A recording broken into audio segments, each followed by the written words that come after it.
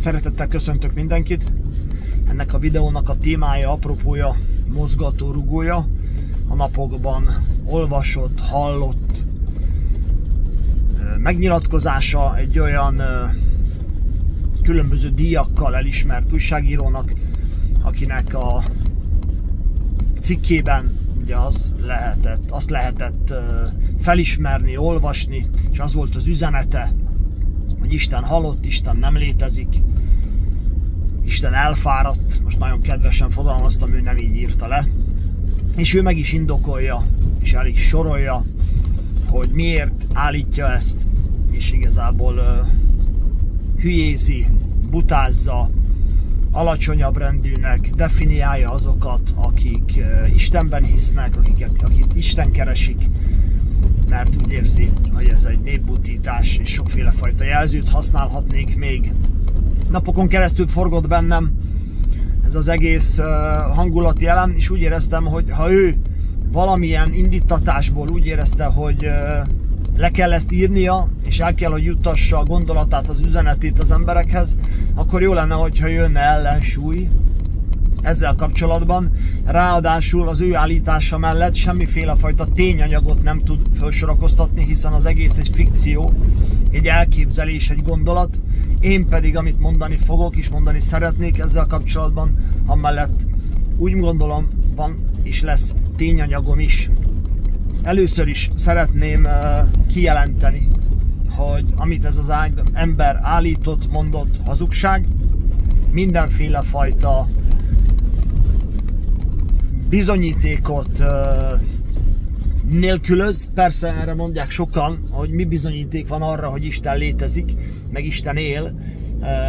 Én pont ezt szeretném egy személyes történeten keresztül prezentálni, de bele is kezdek, nem forgok tovább, úgymond a kezdő gondolat körül.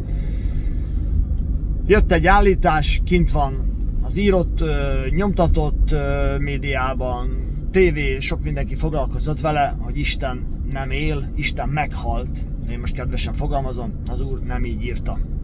Én pedig azt szeretném elmondani, amit már párszor elmondtam, és ebben kapcsolatban bizonyságot is tettem, hogy amikor én 1998-ban szívbeteg lettem, és olyan szívritmus zavaraim és problémáim voltak, hogy esténként 25-ös pulzussal, napközben 45-46-os pulzussal, 4-5 másodperces pauzákkal a szívembe próbáltam gyakorlatilag a mindennapjaimat megélni első osztályú vízilabdázóként, élsportolóként, az nem volt egy vidám életszakasz, és amikor kimentem Olaszországba vízilabdázni, ott olvastam el egy könyvet, aminek az volt a címe, hogy Áldás és átok, és nagyon-nagyon megérintett ez a könyv. A könyvnek a tartalma, témája, ugye Istenről volt benne szó, valamint a Bibliának az áldás és az átok témával kapcsolatos mai 20. századi nyelvre lefordított magyarázata. Rettentően megérintett ez a könyv. Úgy éreztem, hogy nekem szól, rólam szól, nekem beszél. Elkezdtem keresni a forrását. Kiderült ugye, hogy ezt a könyvet annak idején a Hitgyülekezete adta ki. Elmentem ebbe a közösségbe. Befogadtam Jézus Krisztust a szívembe.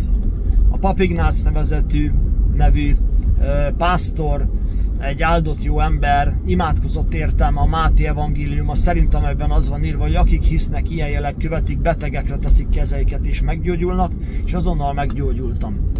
Egy olyan betegségből, egy olyan problémából, amit orvosilag előtte hónapokon keresztül kezeltek, 60 napon keresztül olyan mennyiségű antibiotikumot kaptam vénába, infúzión keresztül, amire azt mondta utána egy szívmérnök, hogy akár abba bele lehetett volna halni, stb. És semmi nem változott, úgy volt, hogy pacemakert kapok és leszázalékolnak. Tehát a korunk akkori állapota szerint nekem pacemakert kellett volna beültetni, leszázalékolni, aktív vízilabdát befejezni, meg az egész aktív életet. Hát nem volt egy vidám jövőkép, kereste az ember ugye a megoldást, jött ez a könyv, a hitem felszabadult, megvallottam a hitemet, befogadtam Jézus Krisztust, imádkoztak értem a Máté 16 szerint, és meggyógyultam. 2 hétre rá, vagy 3 hétre rá jött egy újabb tünet, érzés, aminek már akkor ellene tudtam állni, hiszen azt mondja a Biblia, hogy álljatok ellene az ördögnek és elfut tőletek, valamint a Bibliában le van írva. A Bibliában, Isten beszédében le van írva, hogy Jézus Krisztus sebeiben meggyógyultam. Én ezt ott elfogadtam, ennek mentén ellenálltam annak az érzésnek, és azonnal elmúlt. És azóta soha többet nem jött. Képzeljétek el, ha még valaki nem hallotta a történetemet, én nem tudtam megenni egy tál ételt, én nem tudtam leülni, ebédelni, vacsorázni, mert olyan szívproblémáim és olyan pauzáik jöttek a szívembe, hogy egyszerűen saját magamnak ütöttem ki a szívemet. Képtelen voltam menni Olaszországba, és gyakorlatilag utóbbi 2 hónapban már sétálva ebédeltem, vacsoráztam, mert egyszerűen nem tudott működni az életem, a sportban sem már, úgyhogy sajnos haza kellett jönni. Tehát egy szónak is 100 a vége, Jézus Krisztus nevében kimondott ima által én ott azonnal 1 perc alatt, 1 pillanat alatt meggyógyultam. Mi ennek a konklúziója?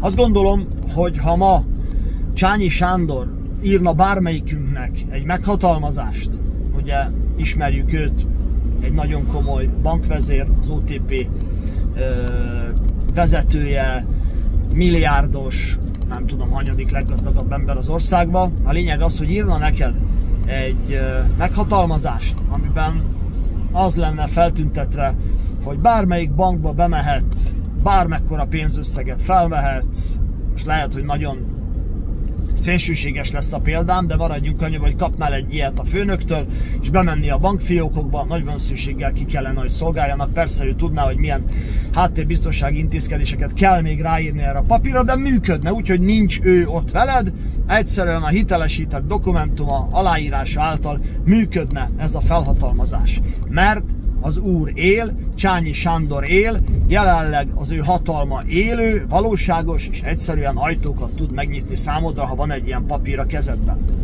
Amikor imádkoztak értem Jézus Krisztus nevében, az élő Jézus nevében, ez a név és ez az ima olyan felhatalmazást jelentett, hogy én azonnal meg tudtam gyógyulni.